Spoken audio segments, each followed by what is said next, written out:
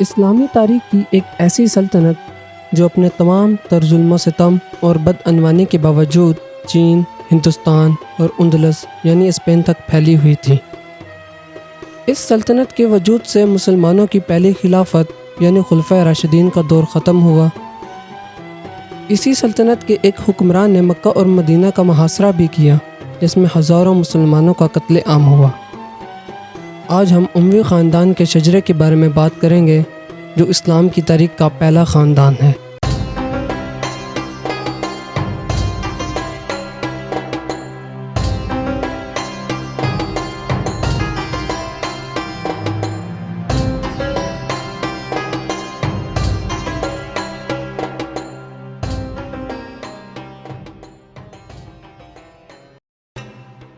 اس video کو دیکھنے سے پہلے آپ حضرت محمد صلی اللہ علیہ وآلہ وسلم کا شجرہ نسب دیکھ لیں، لنک ڈسکرپشن میں موجود ہے۔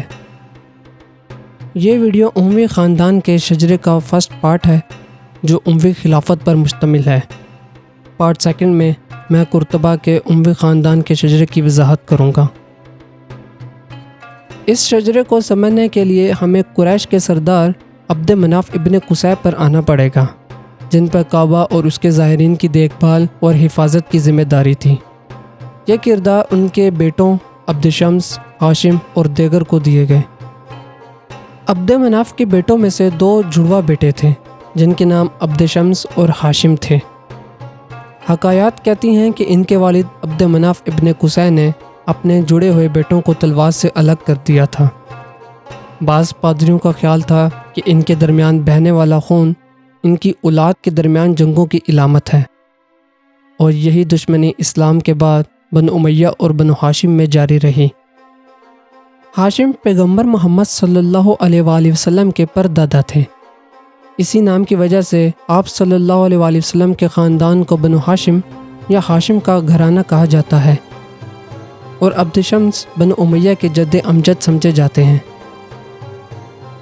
ہاشم نے مکہ کے حاجیوں کی خدمت کی باوقار ذمہ داری لے لی، جبکہ عبد شمس کے بیٹے امیہ نے مکی افواج کے سپہ سالار کے طور پر ذمہ داریاں سنبھال لیں۔ اسی وجہ سے اموی خاندان کے لوگ سیاسی اور عسکری طور پر بہت مضبوط ہو گئے۔ بنو امیہ کے قبیلے کے ساتھ ساتھ اموی خلافت پر حکومت کرنے والے خاندان اور قرطبہ کی خلافت کا نام امیہ کے نام پر رکھا گیا۔ رسول اللہ صلی اللہ علیہ وآلہ وسلم کے زمانے میں بنو امیہ اسلام کی مخالفت کرنے میں ہر محاذ پر آگے رہے، جن میں امیہ کا پوتا اور حرب کا بیٹا ابو سفیان سر فہرست تھا، جو قریش کا سردار اور سوداگر بھی تھا۔ 630 عیسوی میں جب مسلمانوں نے مکہ فتح کر لیا تو بنو امیہ کے اکثر لوگوں نے اسلام قبول کر لیا۔ ان میں ابو سفیان اور اس کے بیٹے یزید اور معاویہ بھی تھے۔ 632 عیسوی میں حضرت محمد صلی اللہ علیہ وآلہ وسلم کے وصال کے بعد خلفائے راشدین کا دور شروع ہوا، جن میں سے پہلے 2 حضرت محمد صلی اللہ علیہ وآلہ وسلم کے قریبی ساتھی حضرت ابو بکر اور حضرت عمر تھے۔ یہ دونوں ان کے سسر بھی تھے، کیونکہ حضرت محمد صلی اللہ علیہ وآلہ وسلم نے اپنی پہلی بیوی خدیجہ کی وفات کے بعد ان کی بیٹیوں سے شادی کی تھی۔ 2 سال کے مختصر دور حکومت کے بعد حضرت ابو بکر کا انتقال ہو گیا اور حضرت عمر جانشین ہوئے۔ جب حضرت عمر شہید ہو گئے تو اگلے خلیفہ کے انتخاب کے لیے 6 افراد کی ایک کمیٹی بنائی گئی۔ منتخب شخص حضرت عثمان تھے، جو اموی خاندان کے پہلے فرد تھے جنہوں نے تیسرے خلیفہ راشد کے طور پر حکومت کی۔ حضرت عثمان عفان کے بیٹے تھے۔ عفان ابو العاص ابن امیہ کے بیٹے تھے۔ اس طرح امیہ حضرت عثمان کے پردادا تھے۔ حضرت عثمان آپ صلی اللہ علیہ وآلہ وسلم کے کزن اور داماد تھے، اور ابتدائی اسلام قبول کرنے والوں میں سے ایک تھے۔ ان کی شادی آپ صلی اللہ علیہ وآلہ وسلم کی بیٹی رقیہ سے ہوئی، اور ان کی وفات کے بعد دوسری بیٹی ام کلثوم سے شادی کی۔ ان کی دونوں بیویاں آپ صلی اللہ علیہ وآلہ وسلم اور حضرت ختیجہ کی بڑی بیٹیاں تھیں، اسی لیے انہیں ذوالنورین کا لقب دیا گیا، جس کا مطلب ہے 2 نور والا۔ حضرت عثمان کے عہد خلافت میں جمع قرآن مکمل ہوا، مسجد حرام اور مسجد نبوی کی توسیع ہوئی، اور کفکاز، خراسان، کرمان، سستان اور افریقہ فتح ہو کر اسلامی خلافت میں شامل ہوئے۔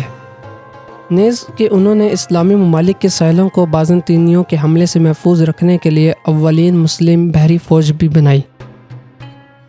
حضرت عثمان کے دور میں ان کے خاندان کے افراد نے مختلف علاقوں میں اپنی طاقت کو مضبوط کیا، خاص طور پر معاویہ ابن ابی سفیان جو شام کے گورنر تھے اور وہاں بہت مقبول تھے۔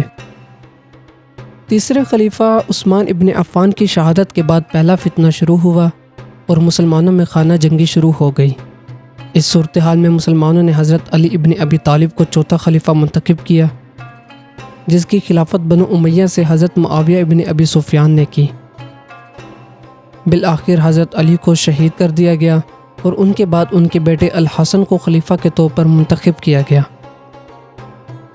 لیکن حضرت حسن نے خود خلافت کا عہدہ چھوڑ دیا اور حضرت معاویہ کو خلیفہ تسلیم کرنے کے لیے بنو امیہ سے معاہدہ کر لیا۔ اس کے نتیجے میں بنو امیہ کا دور حکومت شروع ہوا۔ پہلے فتنے کے خاتمے کے بعد حضرت معاویہ نے دارالخلافہ کو کوفہ سے شام کے شہر دمشق منتقل کیا۔ تاہم 661 عیسوی میں حضرت معاویہ نے بنو امیہ کی اموی سلطنت اور پہلی بادشاہت کی بنیاد رکھی۔ یہ اموی خاندان کی پہلی شاخ سفیانوی شاخ کا آغاز تھا۔ خلافت اب معاویہ کے ہاتھ میں آنے کے بعد ایک مکمل سلطنت میں تبدیل ہو گئی۔ خلافت کے ایک نئے دور کا آغاز ہوا۔ خلفاء اب سادگی کے پابند نہیں رہے۔ ایرانی اور رومی طرز کی شخصی حکومت میں انہوں نے ایک بادشاہ کی حیثیت سے حکومت کی، تاہم وہ پہلے خلیفہ تھے جن کا نام اسلامی سلطنت کے سکوں، سرکاری دستاویزات اور کتبوں پر کندہ ہوا۔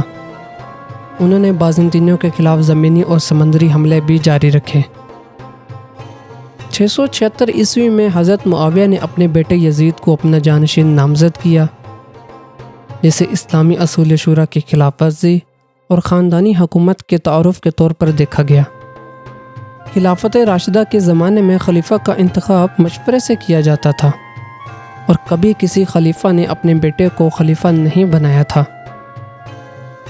یہ بہت متنازع ہو گیا جب 680 عیسوی میں حضرت معاویہ کا انتقال ہو گیا۔ حضرت معاویہ کے انتقال کے بعد اس کے بیٹے یزید نے تخت سنبھالا۔ یزید نے حضرت حسین ابن علی، حضرت عبداللہ ابن زبیر اور دیگر ممتاز لوگوں سے بیعت کا مطالبہ کیا۔ حضرت حسین نے بیعت سے انکار کر دیا۔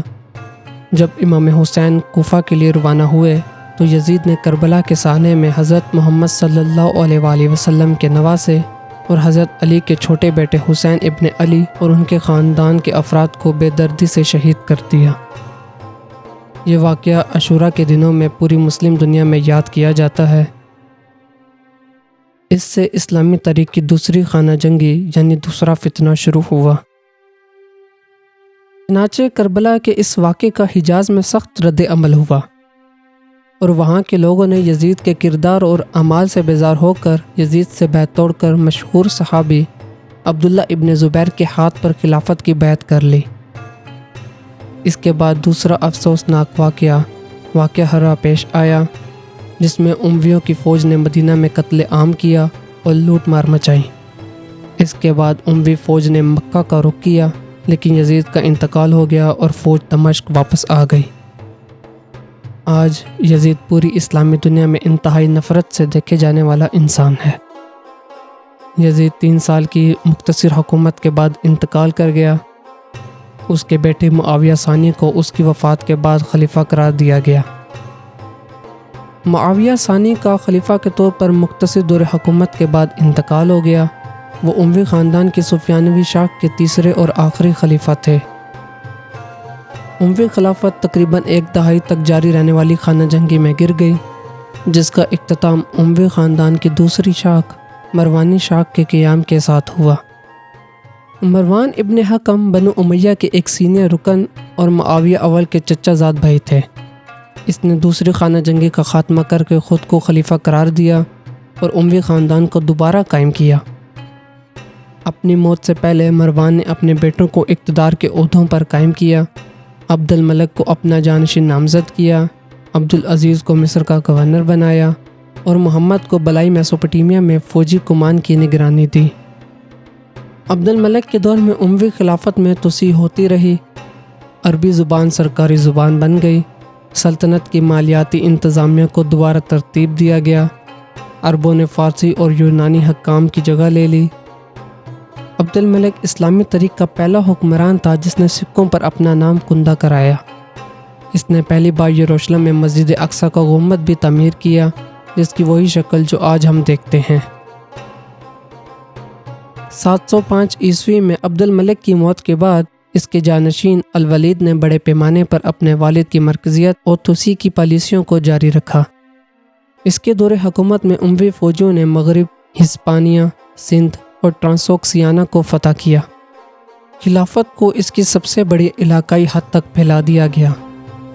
الولید نے متاثر کن عوامی کاموں کی اجازت دی، جس میں دمشق کی عظیم مسجد، یروشلم میں جامع الاقصی اور مدینہ میں مسجد نبوی شامل ہیں۔ الولید کی وفات کے بعد اس کے بھائی سلیمان نے صرف 2 سال حکومت کی، لیکن موت کے قریب ہی سلیمان نے ایسا فیصلہ کر دیا جس نے سب کو حیران کر دیا۔ اپنے بیٹوں یا بھائیوں کو نامزد کرنے کے بجائے سلیمان نے اپنے چچا زاد بھائی عمر ابن عبدالعزیز کو اپنا جانشین مقرر کیا۔ عمر ابن عبدالعزیز حضرت عمر کی پوتی حضرت لیلا کے بیٹے تھے، اسی لیے انہیں عمر ثانی بھی کہا جاتا ہے۔ عمر ثانی نے خاندان کی اصلاح کرنے اور اسے بدعنوانی سے نجات دلانے کی کوششیں کی۔ انہیں اموی حکمرانوں میں سب سے زیادہ متقی اور پرہیزگار سمجھا جاتا ہے، اور انہیں اسلام کا پہلا مجدد اور چھٹا خلیفہ راشد بھی کہا جاتا ہے۔ انہوں نے احادیث کو جمع کرنے کا حکم دیا اور ہر ایک کے لیے تعلیم حاصل کرنا لازمی قرار دیا۔ انہوں نے چین اور تبت میں بھی سفیر بھیجے اور ان کے حکمرانوں کو اسلام قبول کرنے کی دعوت دی۔ اس کے ساتھ ساتھ وہ غیر مسلم شہریوں کے ساتھ رواداری کا مظاہرہ کرتے رہے۔ تاہم اس کے دور حکومت میں امویوں نے اسپین میں عیسائی سلطنتوں سے بہت سے علاقے فتح کیے تھے۔ مزید یہ کہ عمر ثانی نے سلطنت میں ٹیکس وصولی کے نظام کو بہت بہتر کیا، لیکن بدقسمتی سے اموی شاہی طبقہ انصاف، سادگی اور مساوات کی پالیسیوں کو ہضم نہ کر سکا، چنانچہ انہوں نے عمر کے خلاف سازشیں شروع کر دیں اور وہ اس میں کامیاب بھی ہو گئے۔ عمر ثانی صرف 3 سال حکومت کرنے کے بعد قتل ہو گئے۔ ممکنہ طور پر ان کے رشتہ داروں نے انہیں زہر دیا تھا۔ عمر ابن عبدالعزیز کے علاوہ تمام اموی حکمران بہت غیر مقبول تھے اور ان کا دور حکومت ہمیشہ تنازعات کا شکار رہا۔ عمر ثانی کی وفات کے بعد عبد الملک کا ایک اور بیٹا یزید ثانی تخت نشین ہوا۔ عمر ثانی کی وفات کے بعد یزید ثانی نے ان کی جاری کردہ تمام اصلاحات کو دوبارہ خاتمہ کر کے وہی پرانا نظام دوبارہ نافذ کر دیا۔ امویوں کے لیے خوش قسمتی کہ یزید ثانی اقتدار سنبھالنے کے صرف 4 سال بعد ہی مر گیا۔ اس کی موت کے بعد اس کا بھائی ہشام خلیفہ بنا۔ ہشام کو خانہ جنگی سے ٹوٹی ہوئی سلطنت وراثت میں ملی اور اس نے سلطنت کو مشکلات سے نکالنے کے لیے اپنی تمام تر توانائیاں اور وسائل بروکار لائے۔ ایک مضبوط حکمران ہشام نے بہت سی اصلاحات بحال کی جو عمر ثانی نے متعارف کروائی تھیں لیکن یزید ثانی نے بند کر دی تھی۔ 743 عیسوی میں ہشام کی موت کے بعد سلطنت کو تیسری خانہ جنگی کی طرف دھکیلا گیا۔ یزید ثانی کے بیٹے الولید ثانی نے 743 سے 744 عیسوی تک حکومت کی۔ وہ انتہائی نالائق اور غلط کار شخص تھا۔ الولید ثانی الولید اول کے بیٹے یزید سوم کے ہاتھوں معزول اور قتل ہو گیا۔ اسلامی تاریخ کی تیسری خانہ جنگی میں کئی قبائل نے افراتفری کے درمیان اداروں کے خلاف بغاوت بھی شروع کر دی تھی۔ صرف 6 ماہ بعد یزید سوم کا انتقال ہو گیا اور اس کا جانشین اس کا بھائی ابراہیم بنا، جو بے حد کمزور اور برائے نام خلیفہ تھا۔ ابراہیم صرف 2 ماہ تک حکومت کرنے میں کامیاب رہا۔ مروان اول کے پوتے مروان ثانی نے ابراہیم کی سیاسی کمزوری سے فائدہ اٹھایا اور اسے معزول کر دیا۔ مروان ثانی ایک مضبوط فوجی کمانڈر تھا، لیکن اس میں سفارتی مہارت کی کمی تھی۔ اس نے بغاوتوں کو وحشیانہ طاقت سے کچل دیا اور 747 عیسوی میں تیسری خانہ جنگی کا بھی خاتمہ کر دیا۔ تاہم آپ صلی اللہ علیہ وسلم کے چچا العباس کی اولاد عباسیوں کو خراسان کے لوگوں کی حمایت حاصل تھی۔ مروان کی سلطنت کسی بڑے پیمانے پر بغاوت کا سامنا کرنے کی حالت میں نہیں تھی۔ اس کی فوج برسوں کی جنگ کے بعد تھک چکی تھی۔ ناکام معیشت نے اسے مزید فوجی بھرتی کرنے کی اجازت نہیں دی، اور غیر مؤثر گورنر عباسی خطرے کی سنگینی کو محسوس کرنے میں ناکام رہے، یہاں تک کہ بہت دیر ہو چکی تھی۔ پروپیگنڈا یہ تھا کہ بنو ہاشم کے ایک فرد کو اقتدار میں لایا جائے گا، اس لیے اس کی حفاظت کے لیے اس کا نام خفیہ رکھا گیا۔ زیادہ تر لوگ آپ صلی اللہ علیہ وسلم کے چچا زاد بھائی حضرت علی کی اولاد کے امیدوار ہونے کی توقع کر رہے تھے، چونکہ حضرت علی کی شادی آپ صلی اللہ علیہ وسلم کی بیٹی حضرت فاطمہ سے ہوئی تھی اور ان سے 2 بیٹے تھے، تو امیدوار بھی آپ صلی اللہ علیہ وسلم کی اولاد میں سے ہوتا۔ اگرچہ لوگوں کو مایوسی ہوئی جب امیدوار آپ صلی اللہ علیہ وسلم کے چچا العباس کی اولاد سے ہونے کا انکشاف ہوا۔ 750 عیسوی میں پہلے عباسی حکمران ابو عباس اصفعہ نے کوفہ میں خود کو نیا خلیفہ قرار دیا اور عباسی خاندان کی بنیاد رکھی۔ اموی حکومت ختم ہو چکی تھی۔ آخری اموی خلیفہ مروان ثانی مصر فرار ہو گیا، جہاں وہ مارا گیا۔ عباسیوں نے امویوں پر کوئی رحم نہیں کیا۔